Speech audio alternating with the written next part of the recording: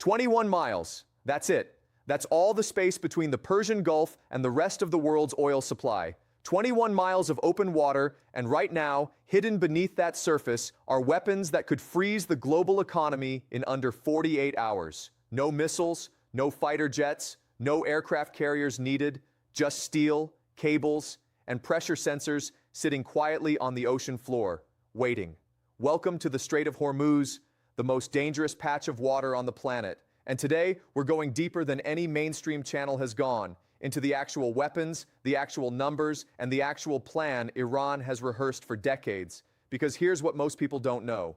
This isn't a hypothetical threat. The mines are real, the doctrine is real, and the rehearsals already happened. Quick question before we dive in. Where are you watching from right now? Drop your country in the comments. I want to see how global this topic really is. So let's get straight to what this video is actually about. 3 questions, big ones. How many mines are sitting in or near the Strait of Hormuz right now? What types are they? And what can they actually do to a ship, to an economy, to your daily life? And can anyone stop them? Or is the world essentially helpless if Iran decides to flip the switch? By the end of this, you'll understand something most politicians, most journalists, and most analysts won't say out loud. The mines don't even need to explode to cause a catastrophe. The threat alone is a weapon, and Iran knows exactly how to use it. Let's get into it. Now, most coverage of this topic stops at Iran could mine the strait. Full stop. Generic. Surface level. But that's not the story. The real story is how they'd do it, what they'd use, how fast it could happen, and why the world's most powerful navy would struggle, genuinely struggle, to clean it up.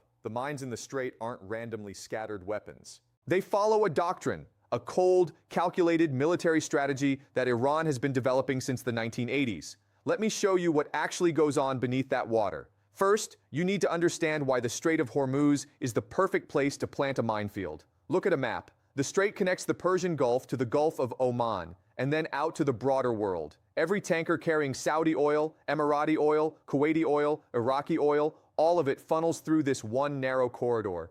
At its tightest point, 21 miles wide. Sounds like a lot, until you realize only 2 shipping lanes are actually navigable. One going in, one going out. Each lane is roughly 2 miles wide. 2 miles. For the largest ships ever built by human hands. Now add this. Roughly 20% of all oil traded globally passes through the strait every single day, around 17 to 21 million barrels, every single day.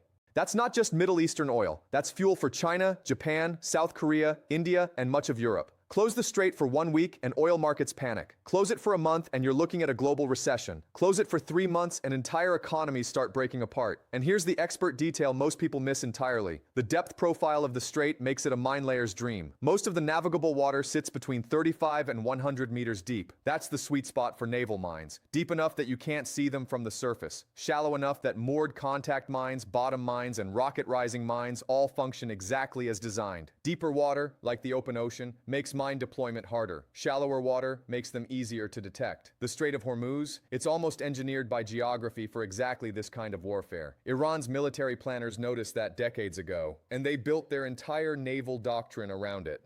Now let's talk about the actual weapons, because this is where it gets genuinely alarming, and where most coverage completely falls apart. People imagine naval mines like old World War II photos, round, spiky metal balls bobbing on the surface. Forget that image immediately. Iran's mine stockpile is estimated by U.S. naval intelligence and independent analysts at somewhere between 2,000 and 5,000 naval mines. And they aren't all the same weapon. They fall into 3 distinct and increasingly sophisticated categories. Category 1, moored contact mines. Classic design, anchored to the seabed by a cable, floating at a set depth just below the surface. A ship's hull makes contact, and the mine detonates. Simple, brutal, effective. Iran manufactures its own versions domestically and has been stockpiling them since the Iran-Iraq War in the 1980s. Low tech, but never underestimate them. They punched holes in tankers back then, and they'll punch holes in tankers now. Category 2, influence mines. This is where things get smarter. Influence mines don't need physical contact. They sit on the ocean floor, completely passive, completely silent, and wait.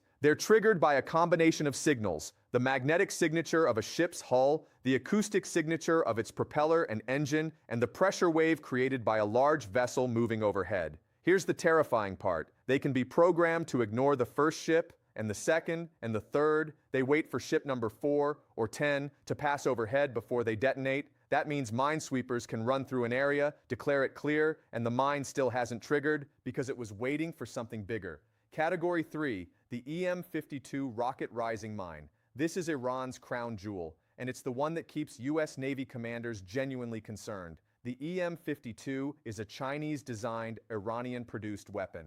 It sits flat on the seabed, completely undetectable by standard sonar sweeps because it has almost no acoustic profile on the bottom. When a large displacement vessel passes overhead, it doesn't just explode upward passively. It fires a rocket. A rocket-propelled warhead launches from the seabed, travels upward at high speed, and strikes the ship from below, where hull armor is thinnest and where damage is most catastrophic. But here's the expert insight that almost nobody talks about. The EM-52 is specifically engineered to defeat minesweepers. Its trigger mechanism is calibrated to the displacement, the weight, and size of large vessels. A minesweeper is too small to trigger it. A helicopter-towed sonar sled doesn't trigger it either. It ignores them. It's waiting for a supertanker or an aircraft carrier. You can sweep a channel 10 times with conventional equipment, declare it safe, send a tanker through, and the EM-52 wakes up. That is the weapon Iran has stockpiled in the thousands. If you're thinking minesweepers can just clean this up over a long weekend, stay right there. What comes next will completely destroy that assumption. Okay, the big question, the one in the title, how many mines are actually in or around the Strait of Hormuz right now at this moment? Honest answer, nobody outside of Iranian military intelligence knows the exact number. That information is classified at the highest level,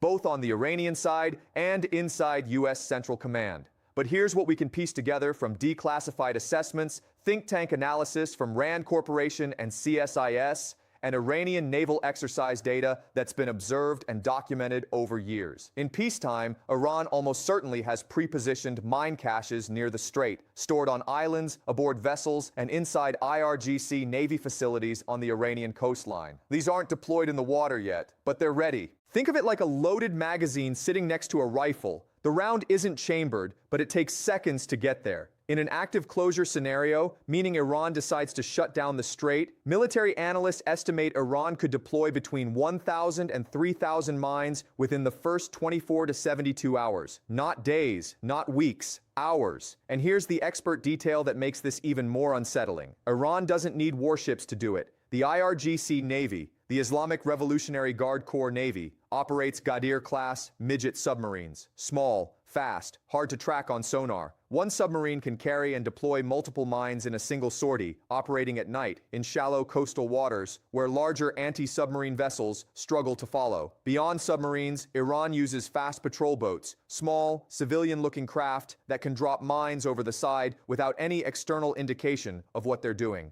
There are even documented intelligence assessments of disguised dhows, traditional Gulf fishing vessels, being used for mine-laying exercises. By the time a U.S. carrier group responds to the first mine detonation, hundreds more could already be in the water, placed quietly, placed strategically, placed exactly where the shipping lanes narrow. And here's the part that actually keeps U.S. Navy mine warfare planners awake at 3 a.m.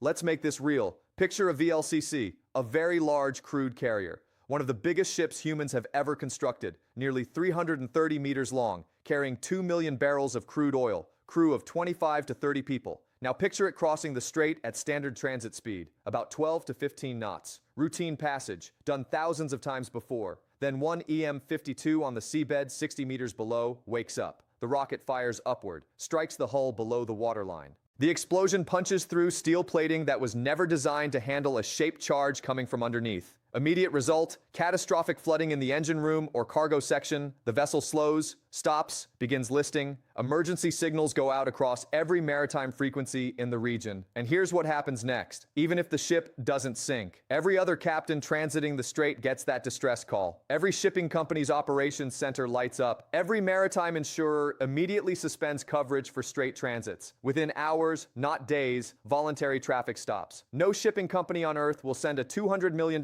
vessel and a $100 million cargo through waters where another ship just got hit. One mine, one detonation, and the strait effectively closes itself before Iran fires a single missile or scrambles a single jet. This isn't theoretical. We have a historical proof of concept.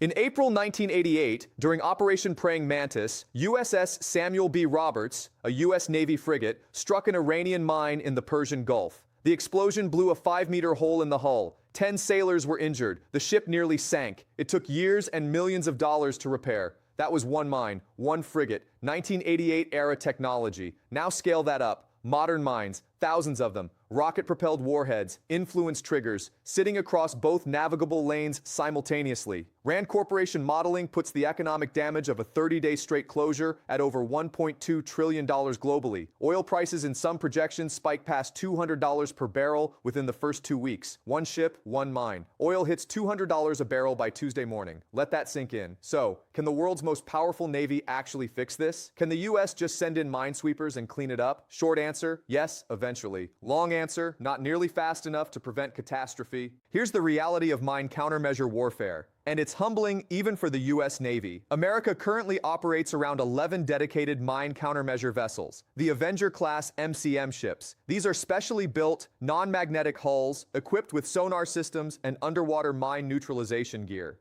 They're genuinely capable ships, but 11 vessels to sweep a strategically critical waterway against a potential 3,000 mine deployment? The math doesn't work fast enough. Standard NATO mine-clearing doctrine, the established playbook, assumes a known minefield boundary. Your minesweepers move methodically through a defined area, mapping and neutralizing mines one by one. It's slow, dangerous, painstaking work. Clearing a significant minefield in a narrow, high-traffic waterway can take weeks to months, not days. Modern tools help. Helicopter-deployed sonar sleds, unmanned underwater vehicles, remote-operated neutralization systems. The US and its Gulf partners have invested heavily in all of it. But here's the expert insight that cuts through all of that. Iran's strategy isn't to build a minefield you have to clear. It's to create uncertainty you can't overcome fast enough. A perfectly mapped, perfectly bounded minefield can eventually be cleared. But if shipping companies don't know where the mines are, if the boundary is unclear, if new mines keep appearing, if influence mines are ignoring minesweepers and waiting for tankers, the psychological effect is total. You don't need to sink every ship, you just need to make every captain, every insurer, every operations manager in the world unwilling to take the risk. That's the doctrine. Uncertainty as a weapon, ambiguity as a chokehold. Iran has studied this for 40 years, and in military terms, it's arguably the most cost-effective area denial strategy on the planet. A single naval mine costs between $10,000 and $50,000 to manufacture. The economic damage one mine causes in diverted shipping, spiked insurance, halted traffic is measured in the billions. Return on investment, unprecedented. So here's the takeaway, the one sentence that pulls all of this together. The mines in the Strait of Hormuz aren't just military hardware. They're a geopolitical bargaining chip, a loaded threat that Iran holds permanently over the world economy. And the most powerful aspect of that threat, Iran doesn't have to use them to win. The existence of the stockpile, the knowledge that they could be deployed in 72 hours, the memory of what happened to USS Samuel B. Roberts, all of it functions as permanent leverage in every nuclear negotiation, every sanctions discussion, every moment of tension in the Persian Gulf, 21 miles of water, thousands of steel weapons sitting in storage, ready for the seabed, and a doctrine refined across 4 decades of patient, calculated preparation. Next time you fill up your car, next time you see an oil price spike on the news, remember this video. Remember those 2 narrow shipping lanes. Remember the EM-52 sitting quietly on the ocean floor, ignoring minesweepers, waiting for something big enough to be worth waking up for. If this video opened your eyes, smash that like button right now. It genuinely helps this channel reach people who need to understand what's actually happening in the world. Subscribe, because next week, we're going inside Iran's submarine fleet. The Ghadir class, the Fateh class, how many they have, where they hide, and why the US Navy considers them a serious, non-trivial threat in shallow water warfare. You do not want to miss that one.